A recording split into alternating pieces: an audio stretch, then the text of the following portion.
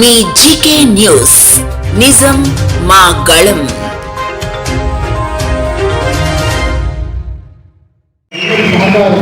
మీ అందరి సమయం మీరందరూ కూడా చిన్న చిన్న వాళ్ళు కూలి పని చేసుకోవడం లేదా చిన్న చిన్న ఉద్యోగం లేకపోతే చిన్న చిన్న పని పనం ఆడుకోవడం చిన్న చిన్న వాళ్ళు పవన్ కళ్యాణ్ గారు పూర్తిగా చేసుకొని మిమ్మల్ని అందరినీ కూడా ఈ 5 సంవత్సరాల నుంచి నడిపించడం జరిగింది. దీంట్లో మనం ఎన్ని చేసాం. సామాన్యుడు నంబర్ చెప్పు వేసుకునే వ్యక్తిని అసెంబ్లీకి పంపిస్తాను, జీరో బడ్జెట్ పాలిటిక్స్ అని చెప్పేసి ఎమ్మెల్యేగా ఎన్నో ఆశలు పెట్టుకున్నాం. ఈ 5 సంవత్సరాల నుంచి తిరిగేటప్పుడు ఏ ఇంట్లో ఏ కష్టం చేసినా సరే అమ్మ రాజుగా ఓటు వేయండి, గెలిచిన వెంటనే నీ కష్టం తీరుతాను, నువ్వు అప్పు చేసి పెట్టుకుని ఇంటికి లోన్ వచ్చినా నేను చేస్తాను సిద్ధమా చెప్పాం. నీకు వయసు వచ్చింది 60 సంవత్సరాలు వచ్చాయి, నీకు పెన్షన్ వచ్చిందా నీ చేస్తాను ధైర్యం చెప్పాం. అదే రకంగా ఒకే ఇంట్లో 3-4 కుటుంబాలు మా తమ్ముడు ఇంటి స్థానం పెట్టాలంటే మాజీ జనసేన గెలిచిన తర్వాత ప్రతి ఒక్క పేదవాడికి కూడా ఇంటి స్థానాలు గ్రామానికి దర్శించే విధంగా చేస్తామని చెప్పేసి మా 5 సంవత్సరాల నుంచి కూడా ప్రజలందరూ కూడా మనం చెప్పడం జరిగింది.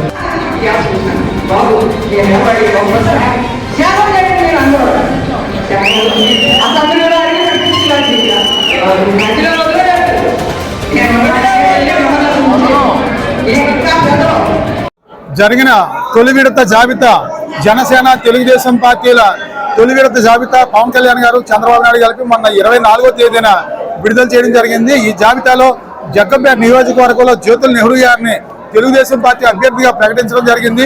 మేమందరూ కూడా చాలా కృంగిపోవడం జరిగింది. గత 5 సంవత్సరాల నుంచి జగ్గంపేట నియోజకవర్గంలో జనసేన పార్టీని శక్తివంచన లేకుండా జగ్గంపేట నియోజకవర్గ జన సైనికులు నా భార్య నేను తిరగడం జరిగింది. ప్రతి ఇంటికి గాజు గ్లాసు మొక్కల పంపిణీ ద్వారా ప్రతి ఇంట్లో కూడా జనసేన గెలిపించాలని ప్రజలందరూ కూడా భావన వచ్చే విధంగా ఏర్పాటు చేయడం జరిగింది. ఈ సందర్భంగా మరి పొత్తు ధర్మంలో భాగంగా నేను చేయనని జ్యోతుల నెహ్రూ గారు చెప్పినా సరే పవన్ కళ్యాణ్ గారి మీద ఉన్న నమ్మకంతో, పవన్ కళ్యాణ్ గారి మీద ఉన్న ఇష్టం, పిచ్చి ప్రేమతో జ్యోతుల నెహ్రూ గారు చేయడం కోసం మేమందరూ కూడా నిర్ణయం తీసుకోవడం జరిగింది. 24వ తేదీన జ్యోతుల నెహ్రూ గారిని గెలిపించాలి, జగ్గంపేట నియోజకవర్గంలో సైకిల్ గుర్తు ఓట్లు వేయండి, ఓటర్ మహాశైలారు అని చెప్పేసి నేను ఓటర్లందరూ కూడా జ్యోతుల నెహ్రూ గారికి చేయండి అని మీడియా ముఖంగా నేను తెలియజేయడం జరిగింది. తెలియజేసిన నేటికి దగ్గర సుమారు 10 రోజులు అవుతున్నా సరే జ్యోతుల నెహ్రూ గారి నుంచి ఏ రకమైన స్పందన లేదు. అట్నుంచి మా అవసరం వారికి లేనట్టుగా భావించడం జరిగింది. వారు అనేక మందితో కూడా ఆ రకంగా చెప్పడం జరిగింది. కాబట్టి పొత్తు ధర్మంలో భాగంగా వారు మా అవసరం లేదన్నారు కాబట్టి మరి మేము జనసేన పార్టీని జగ్గంపేట నియోజకవర్గంలో ఎంతో బలోపేతం చేశాం కాబట్టి మరి మేము బలోపేతం చేసిన సమయం అంతా కూడా వృధా కాకూడదన్న ఉద్దేశంతో ప్రజలందరి కోరిక మేరకు, జన సైనికులందరి కోరిక మేరకు ఈరోజు సమావేశం ఏర్పాటు చేసుకుని మరి జగ్గంపేట నియోజకవర్గంలో జన సైనికుల సహకారంతో, జన సైనికుల సూచనలతో, జన సైనికుల తీర్మానం మేరకు ఇండిపెండెంట్ గా పోటీ చేయాలని జన సైనికులందరూ కూడా ఈ రోజు తీర్మానం చేయడం జరిగింది. జగ్గంపేట నియోజకవర్గంలో ఇండిపెండెంట్ గా ఎమ్మెల్యేగా గెలిచి పవన్ కళ్యాణ్ గారికి ఒక గిఫ్ట్ గా, సామాన్యుడి గెలుపుని గిఫ్ట్ గా ఇవ్వాలని చెప్పి జగ్గంపేట నియోజకవర్గ జన సైనికులందరూ కూడా ఏకగ్రీవంగా తీర్మానం చేయడం జరిగింది.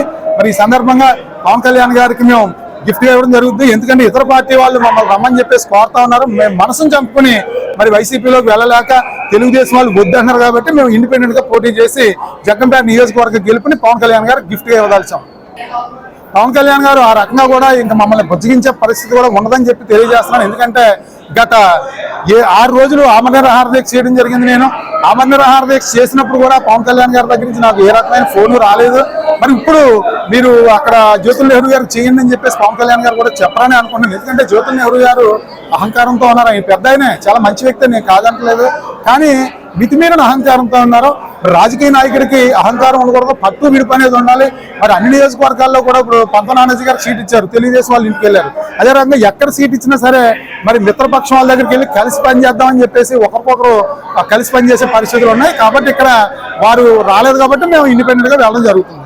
గెలుపు 100% తప్పకుండా గెలుస్తాం. ఎందుకంటే జగ్గంపేట నియోజకవర్గంలో కుటుంబ పాలన జరుగుతూ ఉంది.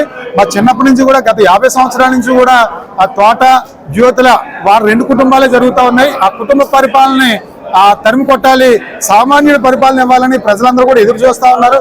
అందులోని జ్యోతుల నెహ్రూ గారు 3 సార్లు ఎమ్మెల్యేగా చేయడం జరిగింది. తోట నరసింహ గారు 2 సార్లు ఎమ్మెల్యేగా, మంత్రిగా, ఎంపీగా కూడా చేయడం జరిగింది. ఇద్దరు కూడా పదవులు అనుభవించడం జరిగింది.